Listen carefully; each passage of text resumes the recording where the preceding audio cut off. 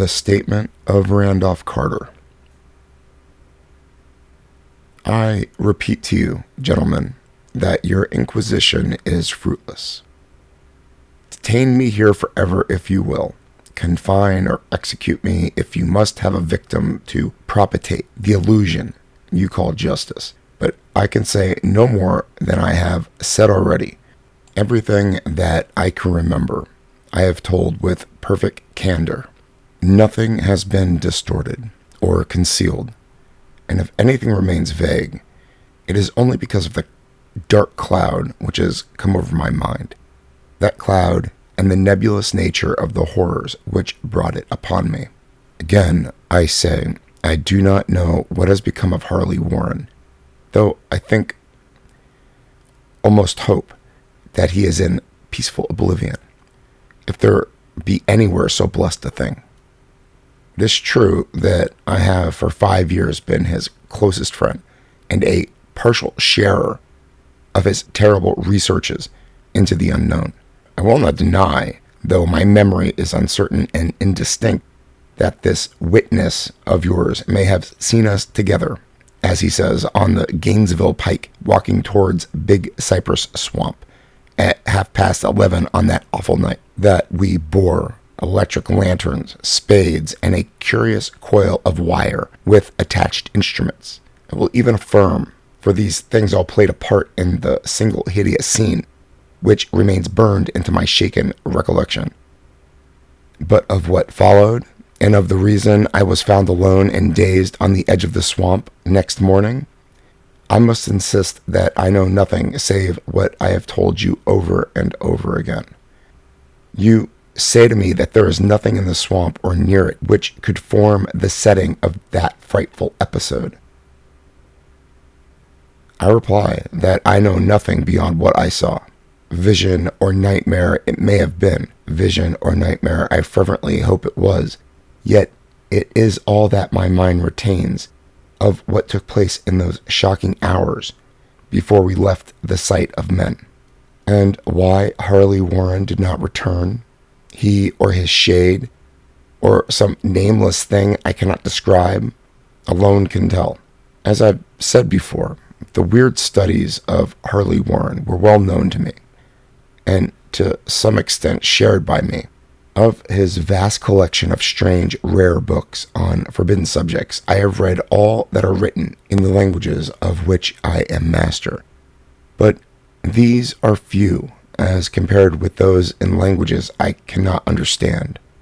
Most, I believe, are in Arabic, and the fiend-inspired book which brought on the end, the book which he carried in his pocket out of the world, was written in characters whose like I never saw elsewhere.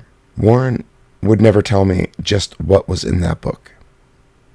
As to the nature of our studies, must I say again that I no longer retain full comprehension?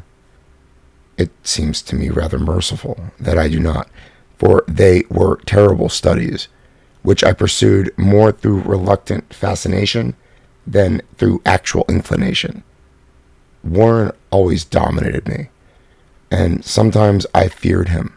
I remember how I shuddered at his facial expression on the night before the awful thing happening, when he talked so incessantly of his theory, why certain corpses never decay, but rest firm and fat in their tombs for 1,000 years. But I do not fear him now, for I suspect that he has known horrors beyond my ken. Now I fear for him. Once more I say that I have no clear idea of our object on that night. Certainly, it had much to do with something in the book which Warren carried with him, that ancient book in undecipherable characters, which had come to him from India a month before. But I swear, I do not know what it was we were expected to find. Your witness says he saw us at 11:30 on the Gainesville Pike, headed for Big Cypress Swamp. This is probably true, but I have no distinct memory of it. The picture seared into my soul is one of a singular scene, and the hour must have been long after midnight, for a waning crescent moon was high in the vaporous heavens. The place was an ancient cemetery, so ancient that I trembled at the manifold signs of immemorial years. It was in a deep, damp hollow, overgrown with rank grass, moss, and curious creeping weeds, and filled with a vague stench which my idle fancy associated absurdly with rotting stone. On every hand were the signs of neglect and decrepitude, and I seemed haunted by the notion that Warren and I were the first living creatures to invade a lethal silence of centuries. Over the valley's rim, a waning crescent moon peered through the noisome vapors that seemed to emanate from unheard-of catacombs, and by its feeble, wavering beams I could distinguish a repellent array of antique slabs, urns, cenotaphs, and mausolean facades, all crumbling, moss-grown, and moisture-stained, and partly concealed by the gross luxuriance of unhealthy vegetation.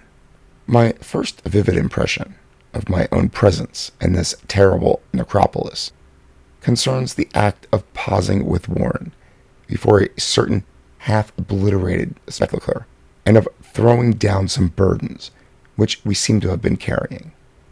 I now observed that I had with me an electric lantern and 2 spades, whilst my companion was supplied with a similar lantern and a portable telephone outfit. No word was uttered, for the spot and the task seemed known to us, and without delay we seized our spades and commenced to clear away the grass, weeds, and drifted earth from the flat, archaic mortuary. After uncovering the entire surface, which consisted of 3 immense granite slabs, we stepped back some distance to survey the charnel scene, and Warren appeared to make some mental calculations. Then he returned to the sepulchre, and using his spade as a lever, sought to pry up the slab, lying nearest a stony ruin, which may have been a monument in its day. He did not succeed, and motioned for me to come to his assistance. Finally, our combined strength loosened the stone, which we raised and tipped to one side.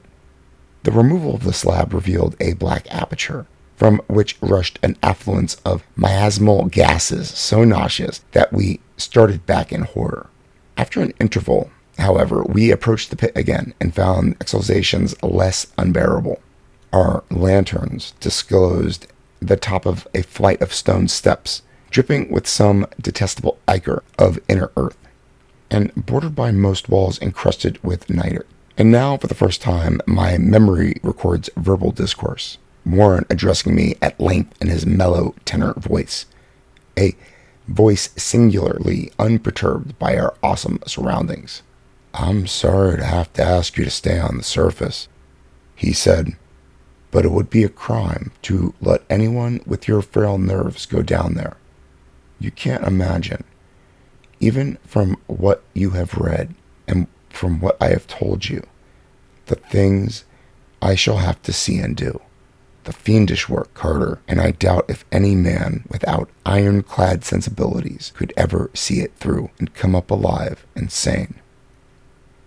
I don't wish to offend you, and heaven knows I'd be glad enough to have you with me, but the responsibility is in a certain sense of mine, and I couldn't drag a bundle of nerves like you down to probable death or madness.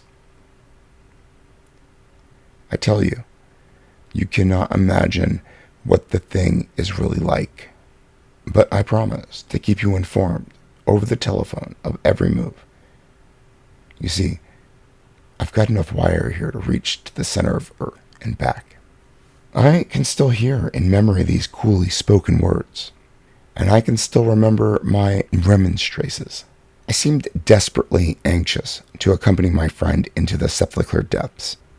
Yet he proved inflexibly obdurate. At one time, he threatened to abandon the expedition if I remained insistent, a threat which proved effective, since he alone held the key to the thing.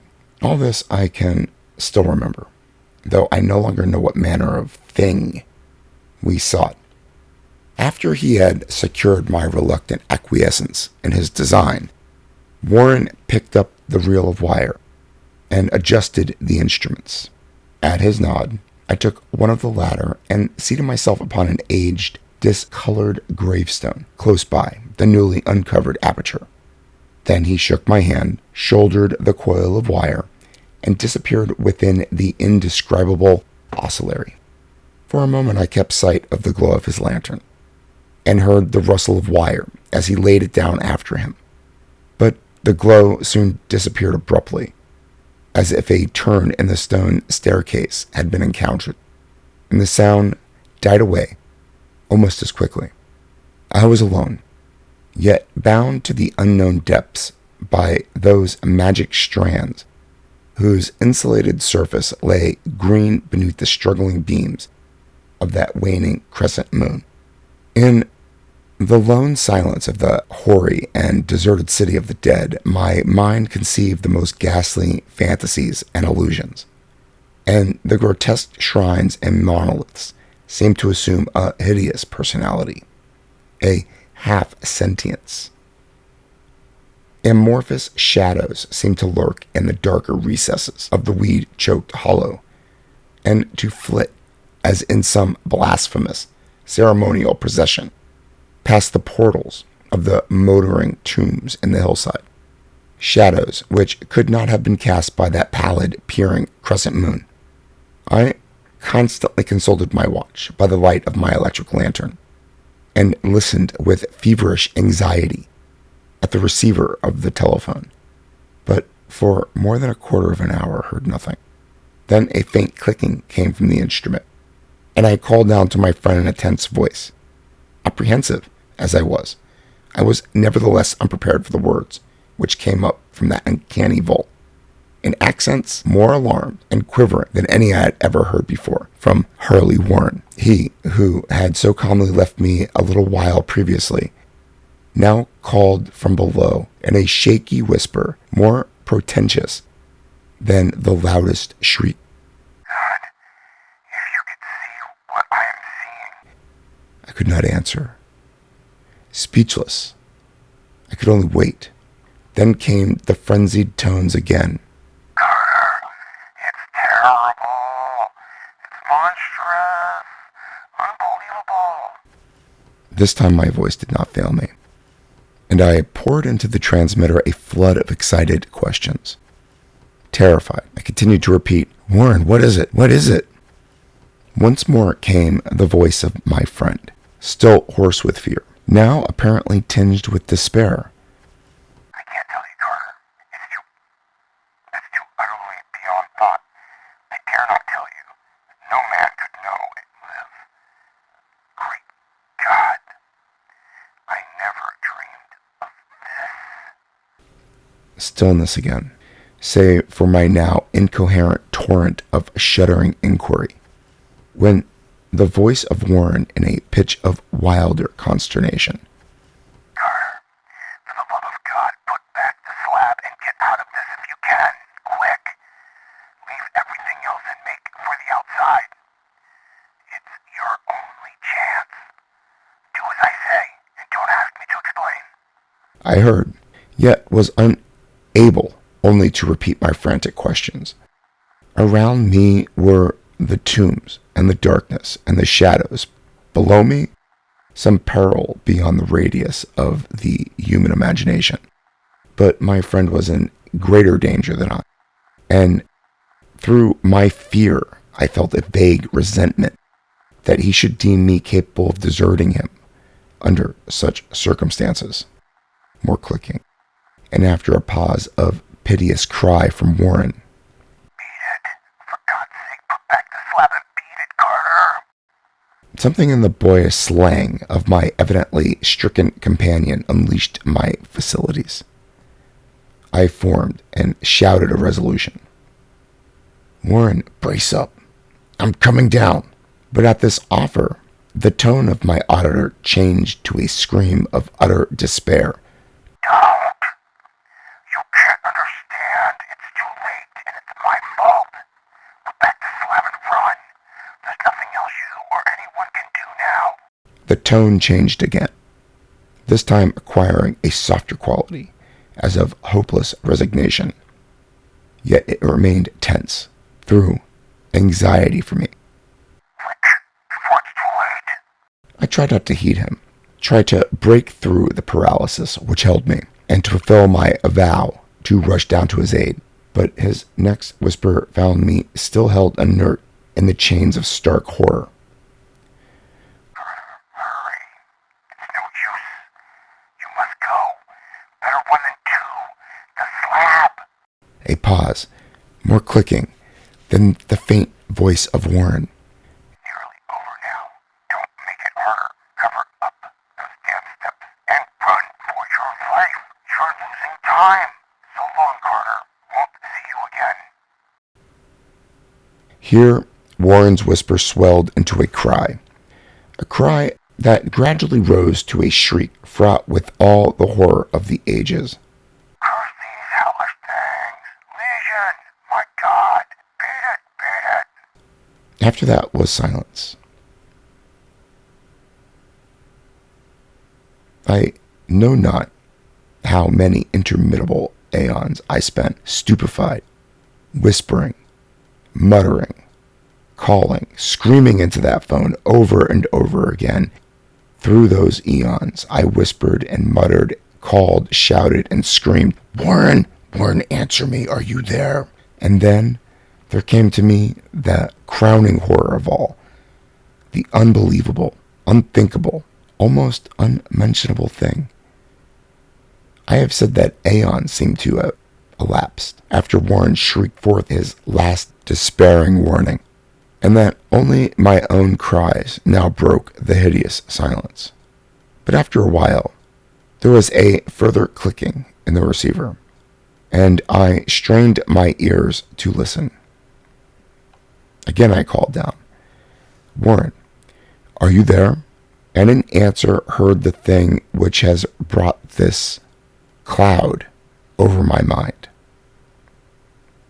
I do not try, gentlemen, to account for that thing, that voice, nor can I venture to describe it in detail, since the first words took away my consciousness and created a mental blank, which reaches to the time of my awakening in the hospital. Shall I say that the voice was deep, hollow, gelatinous, remote, unearthly, inhuman, disembodied? What shall I say? It was the end of my experience, and is the end of my story. I heard it, and knew no more. Heard it as I sat petrified in that unknown cemetery in the hollow, amidst the crumbling stones and the falling tombs, the rank vegetation, the miasmal vapors. Heard it well up from the innermost depths of that damnable open sepulchre as I watched amorphous necrophagus shadows dance beneath an accursed waning moon. And this is what it said. You